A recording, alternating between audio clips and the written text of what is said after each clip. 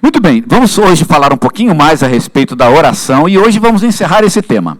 Não vamos mais falar sobre oração, não como um tema principal, né? A partir do próximo domingo o nosso tema vai mudar, porque o próximo domingo é o primeiro domingo de março e a gente vai em março falar um pouquinho a respeito de missões mundiais. E é bem bacana, né, que a gente vai falar sobre missões mundiais, porque coincide com essa crise que a gente está tendo aí no mundo, vocês estão assistindo, e é algo que deixa a gente muito triste, e vamos ver se nós temos oportunidade de orar também por missões mundiais e orar pelas nações. Um dos compromissos da igreja neste mundo é orar pelas nações, e uma coisa que a gente precisa fazer mesmo. Então vamos orar para que Deus coloque sua mão, abençoe aqueles povos, e que Deus então intervenha poderosamente naquela situação, como nós vamos aprender hoje, para que isso termine de tal forma que o nome dele seja glorificado. Tá bom? Mas isso é para domingo que vem. Hoje nós ainda vamos falar sobre oração. Por isso que cantamos este hino de novo, e não vamos mais cantar esse hino, né? Olha que pena. Um dia, talvez, quem sabe, ali por volta do ano 2030, mais ou menos, a gente retoma ele. Mas, por enquanto, a gente não vai mais cantar esse hino, vamos cantar outro hino, que a gente vai ensinar na próxima semana. Um hino que foi feito pela Junta de Missões Mundiais, especificamente para a campanha. A gente vai aprendê-lo e vamos cantá-lo aqui durante todo o mês de março. Mas, por enquanto, o nosso tema ainda é oração. E eu quero terminar essa nossa série de mensagens a respeito da oração, falando sobre um fenômeno bem interessante da oração, que é a oração em tempos de crise. A gente falou muito sobre a oração do dia a dia, e tentou incentivar os irmãos a ficarem firmes na sua oração do dia a dia. Orar todos os dias. E espero que os irmãos tenham compreendido e que isso fique no coração de vocês e que vocês assumam esse compromisso. O que eu queria hoje pensar um pouquinho é naquela oração da crise.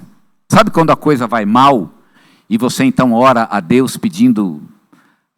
aí vem todo um vocabulário, né? Pedindo uma porta aberta, pedindo uma libertação, pedindo um caminho desamarrado. Cada um tem o seu vocabulário, mas tem hora que o calo aperta para todo mundo. Apertou o meu também, e com certeza aperta o seu calo também.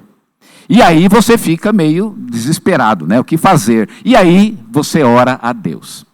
Por que é importante falar sobre esse tema?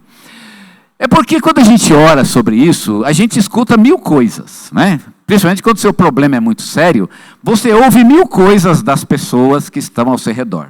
Por exemplo, quando tem alguém doente na família.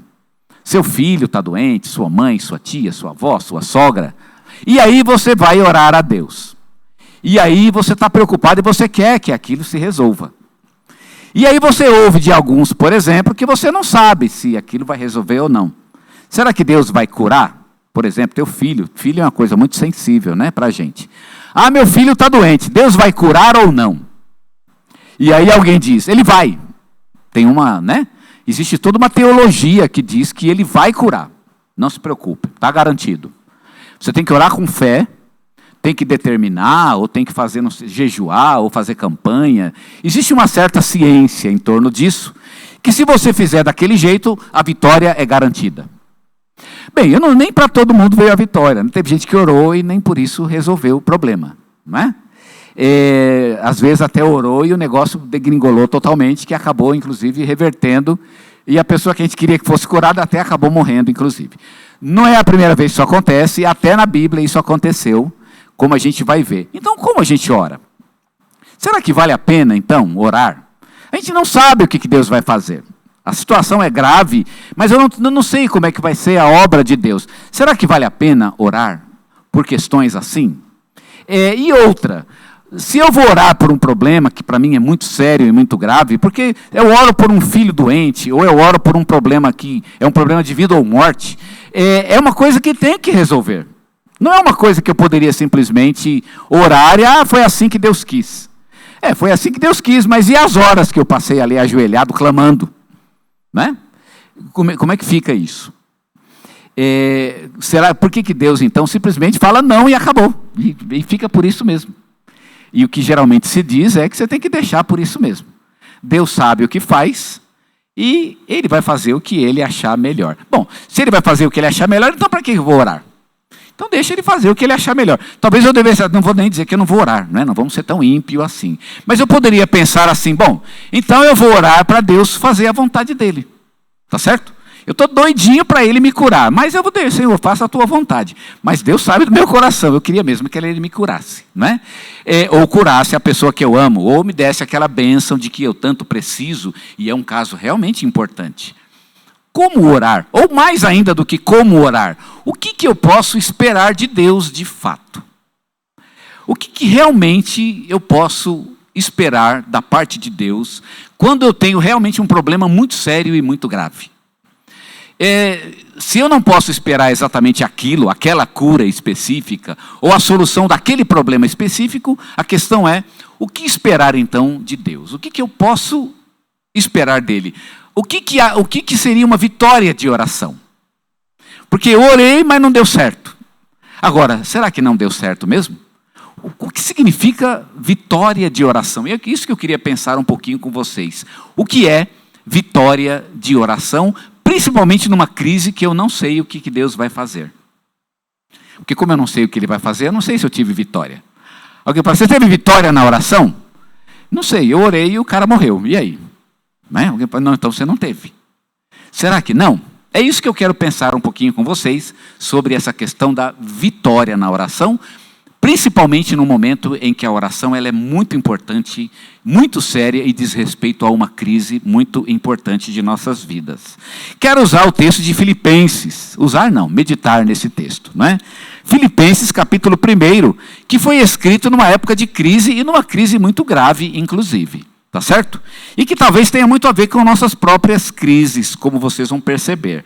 Filipenses é uma carta que Paulo escreveu à igreja de Filipos, ali no capítulo 19, no capítulo 1, versículos 19 até o versículo 26. Ok? Filipenses capítulo 1, versículos 19 a 26. Vamos pensar um pouquinho aqui nessa oração que Paulo faz e como ele se porta ou como ele se comporta num momento de crise muito séria e muito grave. E pior, ele não sabe o que vai acontecer. Como orar neste momento?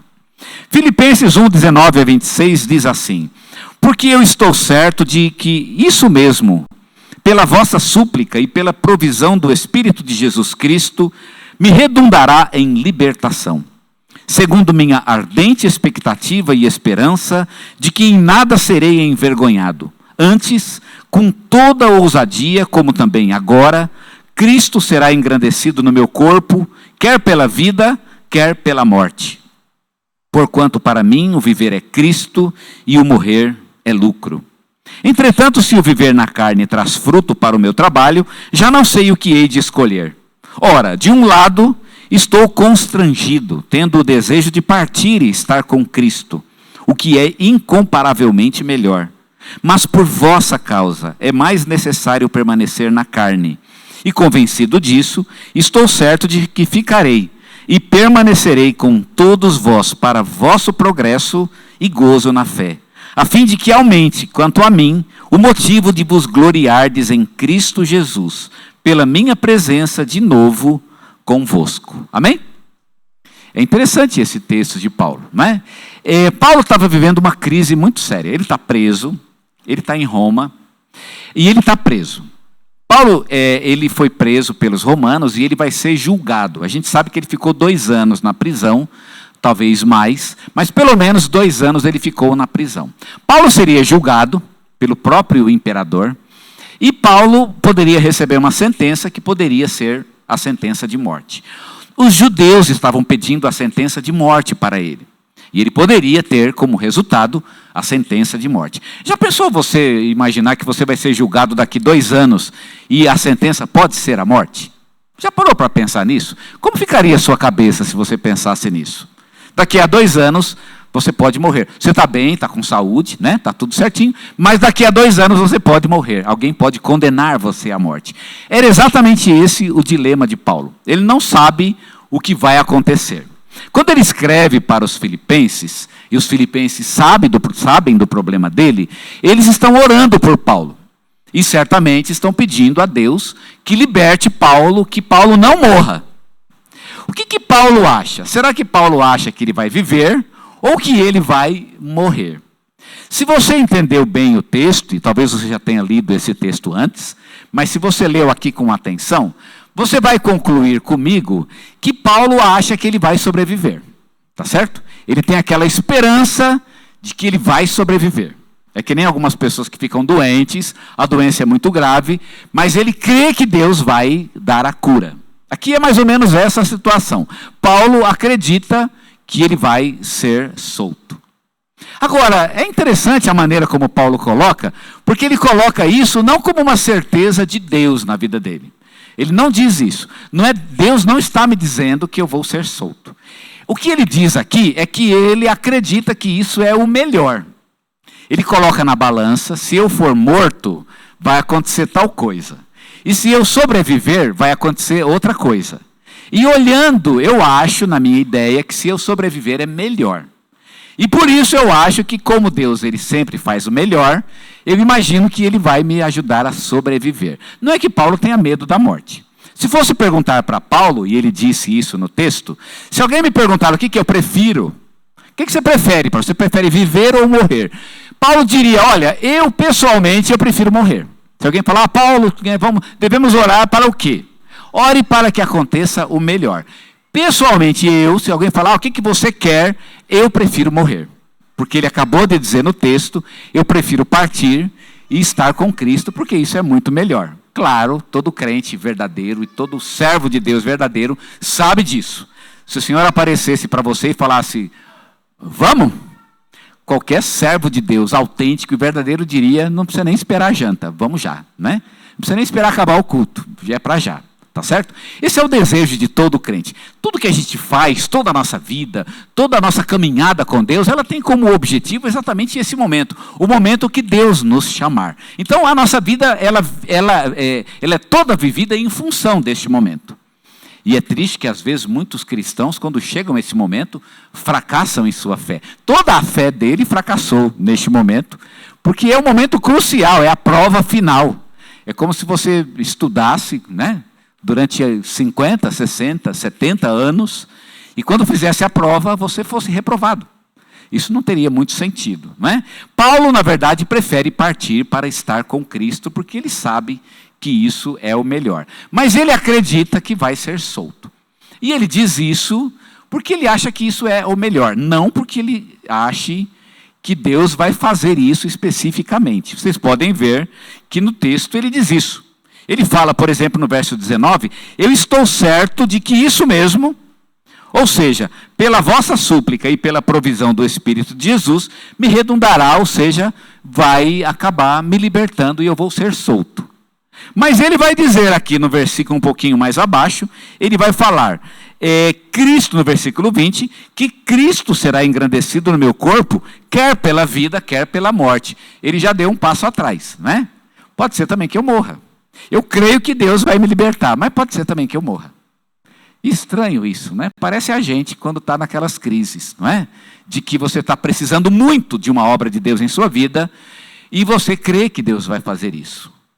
E aí você fala para os outros, eu creio que Deus vai fazer. E aí de repente você fica com aquela desconfiança. E agora? E se não der certo, Senhor? E se o Senhor não fizer o que eu estou pedindo?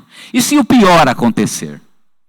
O pior não é o pior acontecer. O pior é que eu falei para os outros, né, que eu acreditava no Senhor. E agora aqueles para quem eu disse que eu acreditava no Senhor, vão dizer que eu não, né, vão duvidar da minha fé no Senhor. Vão falar, por exemplo, que eu acreditei e que no final o Senhor não me libertou. O negócio que era para dar errado, deu errado mesmo. E aí como é que fica? Esse é um problema sério, é um problema de fé que todos nós enfrentamos. É um momento de dúvida que faz parte da vida de todos nós. E nós precisamos estudar o momento de Paulo para entendê-lo e aplicá-lo à nossa própria vida e às nossas próprias crises. Bem, vamos entender como Paulo então se porta neste momento e que lições ele tem para nos ensinar. A primeira coisa que eu quero deixar muito claro é que Paulo não está absolutamente certo de que ele vai sobreviver. Tá certo? Ele não tem uma certeza de Deus. Ele poderia ter. É interessante que Paulo era um grande homem de Deus. E ele tinha uma intimidade muito grande com Deus. Nesse momento, especificamente da vida de Paulo, é um momento muito íntimo mesmo. Paulo está preso. E Paulo não tem muito tempo para fazer, não tem muito tempo. Paulo não tem condições de fazer a obra de Deus como ele gosta de fazer. Porque ele está preso. Ele está na casa dele, apesar de não estar numa prisão, né? Mas ele está na casa dele. E ele tem ali os livros, ele pode estudar a Bíblia. E Paulo não tem muito o que fazer, além de ficar estudando a Bíblia e orando. Agora imagina um homem que nem Paulo, só estudando a Bíblia e orando. Imagina o que pode acontecer. Né? Porque ele não tinha muito tempo, digamos, né, para estudar a Bíblia e orar, e porque ele tinha que trabalhar, tinha que viajar, tinha que visitar as igrejas, tinha que pregar, tinha que evangelizar novos campos. Enquanto ele estava nesse movimento, ele usava o tempo que tinha, e já era um tempo de muita qualidade, para a oração e a leitura da palavra. Mas aqui Paulo não tem tempo para nada disso. O tempo dele é totalmente dedicado à oração e ao estudo da palavra. O resultado é que Paulo ele chegou a profundezas impressionantes na sua fé em Jesus Cristo. Paulo produziu aqueles que são chamados os documentos mais profundos de toda a Bíblia, entre eles a carta aos Efésios, que é considerado o livro mais profundo de toda a Bíblia. A carta aos Efésios, que é o meu livro preferido da Bíblia, ela é tão profunda e é tão significativa que cada frase da carta de Paulo aos Efésios, ela traz uma pérola. Cada frase. Você pode ficar com uma frase por dia. Cada frase é uma pérola de sabedoria espiritual na carta aos Efésios e também na carta aos Filipenses e aos Colossenses e até mesmo na carta a Filemão, que Paulo escreveu nesse mesmo período. São documentos absolutamente incríveis, onde Paulo mostra aonde ele chegou na profundidade de um relacionamento com Deus. Então, se Paulo não sabe o que vai acontecer, não é falta de relacionamento com Deus, porque isso ele tinha. Isso ele tinha e tinha de sobra. Mas ele não sabia. E agora ele fica aqui se perguntando, o que vai acontecer comigo? Como Deus vai agir? Primeiro, a gente pode ver também que Paulo não deixa de orar.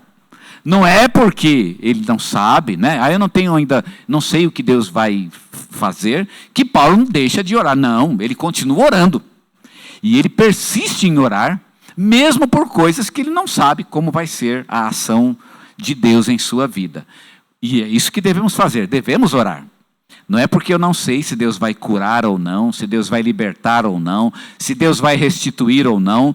Não é por isso que eu não devo orar. Eu devo sim colocar toda a minha ansiedade diante do Senhor. Mas o que eu posso esperar? O problema aqui não é orar. Orar a gente ora. Aliás, tem uma hora que a gente ora, é exatamente essa, né? Quando está na crise, aí a gente fica espiritual, né? Fica lindo, né? A gente fica muito espiritual. Quando está tudo bem, a gente costuma até se esquecer do Senhor. Mas nesse momento a espiritualidade aflora. Pois muito bem, o problema aqui não é orar. O problema é o que eu posso esperar de Deus. O que eu posso esperar? E é isso que eu quero perguntar para Paulo. Paulo, o que podemos esperar de Deus num momento como esse? E Paulo, então, ele vai nos dizer nesse texto que há 6 coisas que nós podemos esperar de Deus. E não é se Paulo vai viver ou morrer. Parece que para Paulo isso não é o mais importante. Ele até preferia morrer de fato, se é que a vontade dele influi em alguma coisa, mas pela lógica dos acontecimentos, ele acreditava que iria ser solto. Pode ver que é uma questão de lógica. Isso é melhor para as igrejas, ele poderia estar, né? De novo, inclusive com os filipenses, ele termina o texto dizendo, convencido disso, estou certo de que ficarei e permanecerei com todos vós. Ou seja, convencido por argumentos lógicos, porque é o melhor em vários sentidos que eu não morra. Se eu morrer vai ser ruim para a igreja, tal. Não era ainda. Ele acreditava que isso era o melhor. Mas ele ainda não sabe se vai viver ou morrer. Muito bem, o que podemos então esperar de Deus em momentos como esse? A primeira coisa que nós podemos esperar de Deus, e devemos orar, nunca devemos deixar de orar por motivo nenhum, principalmente por aqueles que mais nos afetam. Mas a primeira coisa que podemos esperar de Deus, isso pode parecer um pouco óbvio, mas vamos começar por aí, vamos começar com o óbvio. Podemos esperar que Deus nos ouça. podem esperar que Deus ouve. Paulo diz isso no versículo 19. Ele disse: porque estou certo de que isso mesmo, pela vossa súplica e pela provisão do Espírito de Jesus Cristo, me redundará em libertação. O que Paulo está dizendo? Ele está dizendo que a igreja está suplicando por ele e de que Deus está ouvindo esta súplica. O Espírito de Jesus Cristo, como ele diz, ouve a súplica. Então a primeira coisa que eu posso esperar: Deus me ouve. E isso não é pouca coisa, né? Saber que Deus te ouve. Muitas vezes a gente só quer ser ouvido. Você ouvir uma pessoa é muito importante. Pelo menos me ouça. E Deus te ouve. Você pode colocar o seu problema diante dele. Quanta gente não tem problema, não é verdade? Simplesmente por não ser ouvida. Os adolescentes têm muitos problemas, e os jovens, né? Os adolescentes um pouco mais, eles têm muitos problemas quando não são ouvidos. Você quer resolver um problema com um adolescente? Ouça ele. Ouça. Né? O meu filho mais velho, que hoje é casado, ele queria fazer tatuagem quando era solteiro. Ele veio fazer depois que era casado. Eu quero fazer, um dia eu sentei com ele. Senta aqui, vamos conversar sobre esse negócio. Me conta essa história de como é que não é, onde é, como funciona, é sobre o quê. Conversamos longamente sobre o assunto. Resultado, ele não fez. E eu acredito que ele não fez exatamente por isso, porque eu sentei e o ouvi. Ser ouvido não é pouca coisa. Isso realmente é muito, muito, muito importante. Pode ser que você não acredite no que a pessoa vai dizer, mas ela merece ser ouvida. Um dos grandes problemas é esse preconceito que a gente tem, né? A pessoa vem a nós: isso é um safado. Às vezes você nem ouviu, de repente ele até é um safado mesmo. Mas ouça. Você vai descobrir que ele é safado, mas nesse caso particularmente ele tem suas razões. Não é verdade? Ouça. E nós podemos esperar que Deus vai nos ouvir. Fale, vamos conversar. Me coloque suas razões. Deus nos dá a oportunidade de expor as nossas razões a Ele. Fale. Você pode até pensar: Deus, nem eu estou acreditando nos meus argumentos, né? Até eu estou achando que é meio ridículo. Mas eu vou falar para o Senhor. Se o Senhor está mandando falar, eu vou falar. E aí você exponha, e Deus te ouve. E é muito legal pensar nisso. Deus nos ouve. Então essa é a primeira coisa que você pode esperar. Espere que Deus te ouve, te ouça. Essa é uma das verdades mais importantes da Bíblia e é algo que nós devemos explorar em nossas vidas. O fato de que somos ouvidos por Deus. Segunda coisa que nós podemos esperar da parte de Deus e como resposta de Deus é que nós não vamos ficar envergonhados. O que significa isso? E Paulo disse isso. Ele fala isso aqui no versículo 20. Segundo a minha ardente expectativa, veja, é uma ardente expectativa, eu espero muito isso, e esperança de que em nada serei envergonhado. O que significa eu não serei envergonhado? Significa primeiramente que eu não vou ficar confuso. Eu não vou ficar confuso. O resultado não vai me deixar confuso. O que significa ficar confuso? Significa que quando Deus responder a minha oração, eu não vou ficar com aquela cara de paisagem. E aí, Deus, como é que é? Eu confiei no Senhor e não estou vendo muito a sua mão agir, não. Não é triste quando isso acontece? Você confia no Senhor, você espera no Senhor, e quando chega o resultado, você desconfia de que acha que Deus não agiu. Eu acho que Deus não me ama. E quando você diz Deus não me ama, você está confuso, tem algum problema, porque não é possível que Deus não te ame. E não importa aqui nem o resultado, qualquer que seja o resultado, a promessa é: eu não ficarei confuso, eu não vou ficar confundido, eu não vou ficar envergonhado aqui. A palavra envergonhado, primeiramente, tem esse sentido de confuso, não é verdade? Mas tem também o outro sentido, no sentido de que vergonha mesmo, porque você acreditou em Deus e no fim, olha o que aconteceu. E sabe aquele xarope lá que vive te incomodando, que não acredita em Jesus, e que por isso não acredita no Jesus que habita em você, e você testemunha a sua fé diante dele, fala com ele, e você sabe que quando ele souber, ele vai rir da sua cara. Tá vendo? Eu fico falando. Eu não falei para você? Fica acreditando em Deus e olha aí o que aconteceu com você. Vai acreditar em Deus para ver o que acontece. E tem muita gente assim. E essas pessoas olham para nós e vão rir da nossa cara. Pois muito bem, Paulo diz, eu não ficarei envergonhado com o resultado. Porque o resultado há de ser um resultado de Deus na minha vida, um resultado que não vai me deixar confuso. Primeiro, no sentido de que eu não vou ficar atrapalhado, né? Teologicamente atrapalhado, eu não vou ficar doutrinariamente confuso, porque o que aconteceu não tem nada a ver com Deus. Não, o que aconteceu é exatamente o que Deus queria que acontecesse, e eu vou ter certeza plena e absoluta disso. Mas também não vou ficar envergonhado diante das pessoas. Não é vergonha, eu vou poder chegar diante delas com a cabeça erguida. E quando alguém apontar o dedo, eu vou ter o argumento de Deus para responder. Olha, aconteceu isso por causa disso, disso, disso, porque Deus está comigo e Ele vai, no final, Ele vai nos mostrar o argumento, a palavra, para que nós possamos responder àqueles que não acreditam em nossa fé em Jesus Cristo. Nós não vamos ter vergonha. Nós não vamos ter vergonha.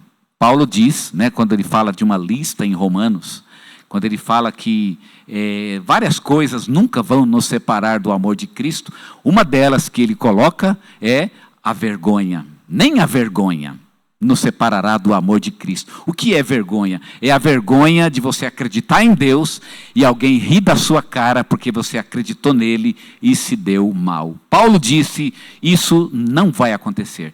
Eu não vou ficar envergonhado. Se eu viver, eu vou ficar de cabeça erguida. E se morrer, eu vou morrer de cabeça erguida. Qualquer que seja o resultado, eu vou encará-lo com a cabeça erguida. Nós não vamos ficar envergonhados. Podemos esperar isso de nossas orações. Nós não ficaremos envergonhados na presença de Deus e na presença das pessoas. Uma terceira coisa que acontece, e isso nós podemos esperar, está no versículo 20 também. Ele fala, agora, antes, com toda ousadia, como sempre, e vejam, como sempre, e também agora, o que vai acontecer agora é o que sempre aconteceu. Cristo será engrandecido no meu corpo, seja pela vida, seja pela morte. O que ele espera é que Cristo vai ser engrandecido na sua vida. E eu posso esperar isso para a minha vida. Eu não sei qual vai ser o resultado, mas eu sei uma coisa, Cristo será engrandecido. Cristo será engrandecido. Por que ele diz isso? Ele quer dizer isso porque o resultado não vai envergonhar Cristo. O problema da minha oração não dá certo, e no final aconteceu o que eu não esperava, e isso me fazer passar vergonha diante das pessoas, é que quando isso acontece, Cristo é diminuído. E eu não quero que Cristo seja diminuído na minha vida, eu quero que Ele seja glorificado.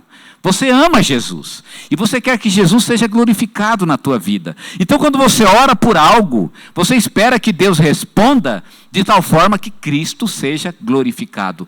E Paulo está dizendo, eu não sei o que vai acontecer comigo, mas eu sei de uma coisa, Cristo vai ser glorificado. O resultado da minha vida, o resultado da minha oração, o resultado da minha crise, ele vai glorificar a Jesus. Cristo vai ser louvado.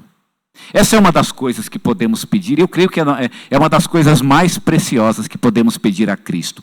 Qualquer que seja o resultado das nossas crises, que Cristo seja glorificado. Eu quero que as pessoas que ouçam a minha história glorifiquem a Deus. Então, você pode pedir a Deus, que no final, Deus, que no final teu nome seja glorificado. Que aquilo que acontecer comigo, que as pessoas saibam e te glorifiquem.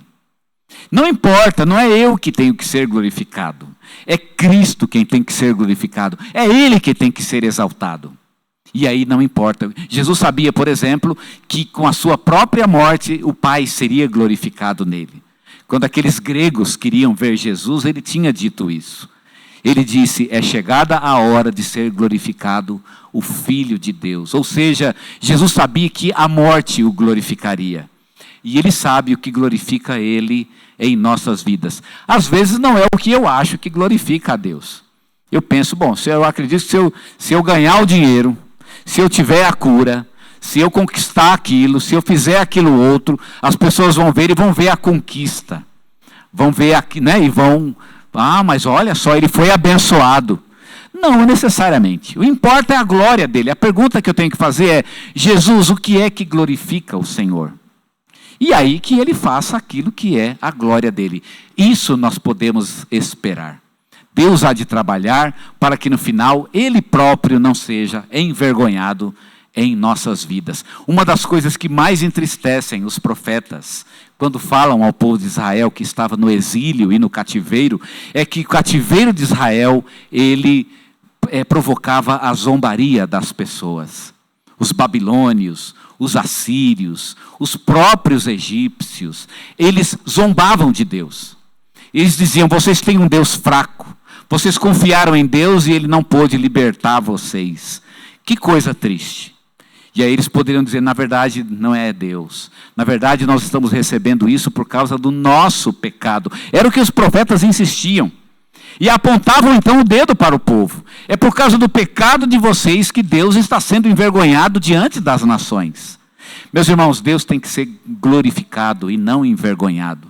E a minha vida não pode ser um motivo de vergonha para Deus. E às vezes nem é vergonha por causa do pecado. Deus nos livre disso. Deus tenha misericórdia. Mas vergonha porque nós confiamos nele e no final a nossa confiança, ela redundou em algo que não contribuiu para a glória de Deus. Que Deus nos livre disso. A pergunta é: Deus, o que é que te glorifica? O que é que faz o Senhor ser exaltado? O que é que faz as pessoas te louvarem mais? Eu quero ser um instrumento disso, do teu louvor. Então glorifica teu nome, glorifica teu nome. Eu estava esses dias conversando com, inclusive, alguém da nossa igreja, que falava sobre seus próprios filhos. Um deles em particular, que está dando muito problema e muito trabalho. E eu conversava com esses pais dizendo: olha, o que vocês têm que colocar diante de Deus é que Deus glorifique o nome dele na vida dos filhos. Não é o problema, que Deus tem que converter e tal. Deixa, Deus, glorifica teu nome, Senhor. O que ele está fazendo te envergonha. Todo mundo sabe disso, a gente sabe e até o Senhor sabe. Se o que ele está fazendo envergonha o Senhor, então é isso que eu não quero. Eu não quero que teu nome seja envergonhado. Não é uma questão de trazer o filho para junto de mim. Tudo bem, a gente que é pai e mãe quer o filho junto da gente, né? Quer o amor, a gente quer a correspondência, mas não é isso, não precisa. O que precisa é que Deus seja glorificado. Quando Deus é glorificado, não se preocupe, todo o resto é tranquilo, né? Não precisa nem fazer papel de pai, mas que Deus seja glorificado, que o fim da história dele acabe com a glorificação completa, total e absoluta de Deus. É isso que podemos pedir em nossas orações, que Deus seja glorificado. E isso é algo que nós podemos esperar de Deus. Deus trabalha para isso. Então, quando oramos e não sabemos qual vai ser o resultado, podemos pedir que Deus seja glorificado com esse resultado. Paulo sabia disso. Cristo vai ser engrandecido, seja pela vida, seja pela morte. Ele vai fazer aquilo que glorifica a Ele. A quarta coisa que podemos esperar em nossas orações é que o resultado há de ser um fruto do Espírito Santo em nossas vidas. E Paulo diz isso aqui no versículo 22. Ele fala: entretanto, se o viver na carne traz fruto para o meu trabalho, já não sei o que hei de escolher. Vejam, traz o fruto. A pergunta é: meu Deus, o que é que traz o fruto? O que é fruto? Vocês sabem, a gente viaja aí pelo interior e vê árvores com fruto, né? Aqui na cidade é um pouco mais difícil, se bem que aqui em Suzano é mais normal, né? Eu morava lá em São Bernardo e para você ver uma árvore frutífera lá, você tem que caminhar muito, né? Tem que andar muito, de carro inclusive. Aqui talvez seja mais fácil. A gente vê uma árvore frutífera e o fruto é a árvore nos convidando para provar de algo dela, para nos dar sua própria vida. E, aliás, para nos dar a nossa própria vida, porque o fruto é a nossa própria vida. Sabe o que é o fruto? O fruto é aquilo que a gente entrega para os outros. É aquilo que os outros aproveitam.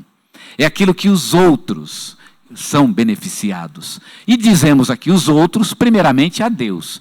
Os primeiros frutos são entregues a Deus, mas também são entregues para os irmãos. Então, os nossos frutos são aquilo que os irmãos colhem de nossa própria comunhão com Deus. Eles são abençoados. Irmãos, eu louvo a Deus porque nessa igreja há muitos irmãos que produzem frutos maravilhosos. E esses frutos são distribuídos aqui, na comunhão da igreja. Nós podemos provar e eles são absolutamente deliciosos. E é isso que Paulo está dizendo. O resultado vai produzir um fruto que vai beneficiar a igreja de Jesus Cristo. Vocês vão colher o fruto. E esse fruto vai abençoar a vocês. Mas é um fruto do Espírito. Não é algo que eu vou produzir com o meu esforço. É algo que Deus vai fazer em minha vida. E o resultado há de ser um fruto da obra dele em mim. Eu não sei qual é a tua crise, o teu problema, a tua luta, a tua dificuldade. Mas você pode esperar que Deus vai produzir um fruto na tua vida. O resultado é um fruto. E o bacana do fruto, sabe o que é? É que o primeiro a colher o fruto é a gente, não é verdade? Eu sou o primeiro a colher os frutos da minha própria comunhão com Deus. Eu tento, de alguma forma, abençoar os irmãos, orando, fazendo o que eu, tocando bateria, inclusive os irmãos veem como o pessoal da música estava desesperado, né? Para me chamar para tocar bateria. Mas são frutos, né? Da minha comunhão, da minha caminhada com Deus, e eu posso compartilhá-los. Mas, irmãos, o primeiro a se deliciar com esses frutos sou eu mesmo. Eu sou o primeiro. Eu não sei se eu consigo, né, passar para vocês a delícia que é saborear os frutos da minha própria comunhão com Deus. Mas eu tenho certeza que cada um de vocês tem a sua própria experiência com Deus. Vocês se deliciam com esses frutos. E olha, Deus os produz em nossas vidas se nós orarmos por problemas, dificuldades e crises. Deus, o resultado há de ser um fruto de Deus. Nós vamos poder provar esses frutos. E mesmo que não tenha acontecido aquilo que nós queríamos que tivesse acontecido, mas o fruto há de ser delicioso em nossas vidas. Não é isso que você quer? Que o fruto seja um fruto do Espírito? Deus há de fazer isso. Ele vai produzir um fruto dele na tua vida, e isso vai te alimentar e vai alimentar as pessoas que estão ao seu redor. A quinta coisa que Paulo diz, e nós podemos esperá-la de nossas orações, está no versículo 25. Podemos esperar que a igreja seja edificada. E convencido disso, ele diz: estou certo de que ficarei e permanecerei com todos vós para vosso progresso e gozo na fé. O gozo aqui é a alegria. Ou seja, eu sei que o resultado vai contribuir para fazer duas coisas na igreja. A igreja vai ficar feliz e a igreja vai ser edificada. A igreja vai dar um passo além. Irmão, já pensou que maravilha a tua vida ser usada para que a igreja dê um passo além? Há muitas pessoas que contribuem com a sua própria vida e com a sua própria experiência para que a igreja dê um passo além. Eu já conheci tantas pessoas assim. Conheci uma em particular. Uma irmã que teve um câncer terrível em sua vida. Ela era uma pessoa forte, bonita, mas teve um câncer avassalador, que a destruiu em poucos meses. E no final, aquela irmã acabou falecendo, mas sabe o que aconteceu? A experiência dela foi algo tão significativo para a igreja, que a igreja deu um passo a mais na sua fé em Deus. A igreja avançou na sua comunhão com Deus. A experiência dela, o amor que ela tinha pela obra de Deus, a certeza que ela tinha na sua comunhão com Deus, tudo aquilo contribuiu para que a igreja tivesse um progresso na fé. A igreja e eu, inclusive, ficamos felizes por termos compartilhado daquele momento, e aquilo nos ajudou a crescer em nossa fé. Nós podemos ajudar os outros a crescer na sua fé com a nossa própria experiência. Podemos esperar de nossas orações que a igreja seja edificada. Paulo não sabia se ele ia viver ou morrer, mas uma coisa ele sabia: o que quer que acontecesse, a igreja seria edificada. É o que importa, que os meus irmãos sejam edificados, que a igreja cresça, que a igreja progrida, e eu quero dar uma contribuição para isso. O que contribui? É a minha vida? Então aqui estou eu, oferecendo a minha vida. É a minha morte? Então aqui estou eu, oferecendo a minha morte. Importa que os meus irmãos sejam edificados. E por fim, a última coisa que Paulo espera está no versículo 26. Ele espera que Cristo seja louvado na igreja, a fim de que aumente, ele diz: quanto a mim, o motivo de vos gloriardes em Cristo Jesus, pela minha presença de novo convosco. O que Paulo diz: vocês vão gloriar em Cristo Jesus. Eu imagino que Paulo está se referindo aqui talvez a um culto, assim como esse, onde as pessoas iriam cantar um hino de louvor muito bonito ao Senhor, um hino que tinha a ver exatamente com a história de Paulo. Eles iriam conversar, falar sobre Paulo, talvez no culto contar a experiência de Paulo, e aquilo iria gerar um louvor, e aquele louvor exaltaria a Jesus Cristo. Paulo acreditava que isso iria acontecer. Se ele vivesse, se ele morresse, não importa. O importante é que Cristo seria louvado através da vida de Paulo. E eu acho bonito ele dizer, a fim de que aumente, quanto a mim, o motivo de vos gloriardes em Cristo Jesus. Quanto a mim, o que significa? Aquilo que tem a ver comigo na vida de vocês. Vocês têm tantos motivos para louvar a Deus, não é verdade? Eu creio que vocês têm.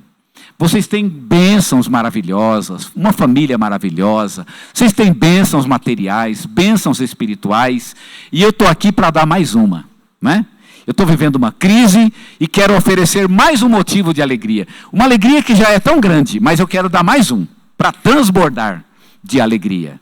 E qual é a alegria que eu quero dar? É a minha vida? Paulo diz, não importa, seja pela vida, seja pela morte, eu tenho certeza que o resultado há de ser alegria para vocês. Vocês vão poder louvar mais a Deus depois que eu passar pela crise do que louvam antes de eu passar por ela.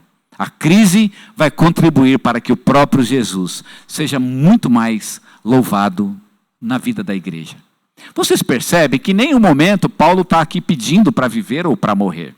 Em nenhum momento ele está pedindo a vitória no sentido de que Deus dê aquilo que ele está pedindo. Até porque se Deus fosse dar aquilo que ele está pedindo, ele talvez fosse pedir a morte, não é? E nós sabemos que não foi isso. Paulo acabou sendo liberto, ele acabou sendo solto. Ele de fato voltou a visitar os filipenses, como ele acreditava que aconteceria. Ele de fato foi uma bênção na vida deles. E alguns anos mais tarde, pelo menos uns 6 anos, de 5 anos a 6, Paulo seria preso novamente. E ele estaria não mais numa prisão em sua própria casa, mas agora numa prisão que era um buraco. Eu visitei a prisão de Paulo em Roma, e a prisão de Paulo, na verdade, é um buraco, não é uma cadeia com, né, como tem um corredor com várias salas. É um buraco só, um buraco literalmente falando que você desce por uma escada espiral. E, irmãos, eu visitei a Itália numa época de verão. O calor italiano é um horror. Não sei quem já foi, mas sabe do que eu estou falando. É um horror. Eu senti frio naquela prisão. E uma das coisas que me veio à mente quando senti frio, era um frio mesmo, porque o buraco era um tanto profundo. E uma das coisas que eu me lembrei quando senti o frio, foi Paulo orando para Timóteo, dizendo, Timóteo, na primeira carta de Paulo, traz a capa. Desculpem, é na segunda mesmo. Traz a capa. Lembra que ele disse isso? Ele fala para trazer também os pergaminhos, não é? E procura vir ter comigo depressa. E eu me lembrei de Paulo pedindo a capa. Talvez porque ele não tivesse nada para se cobrir no frio. E eu estava no verão. Paulo seria preso e ele morreria. Ele morreria, ele sabia disso. A sua morte glorificaria a Deus. E ele disse isso para Timóteo. Ele disse, eu estou sendo oferecido como libação sobre o sacrifício. A minha morte não é simplesmente a morte de uma pessoa. Ela tem um lugar na história de Deus. Ela é uma libação sobre o sacrifício. Ela é uma oferta que eu dou a Deus, a minha própria vida. E Paulo, com a sua morte, ele edificou a muitos. E nos edifica até hoje. Quem de nós não é edificado quando conhece e ouve a história da morte do próprio Paulo? Irmãos, Paulo era um homem que vivia para a glória de Deus, e essa deve ser a razão de nossas próprias vidas e de nossas próprias orações. Eu não sei se você está passando por uma crise, por uma dificuldade, por uma luta, mas eu vou te dar uma dica. Em vez de pedir para Deus, para dar exatamente o que você quer, pede para Deus para que Ele seja glorificado. Eu tenho certeza que se Deus for glorificado com o resultado há de ser o melhor para você também. Amém?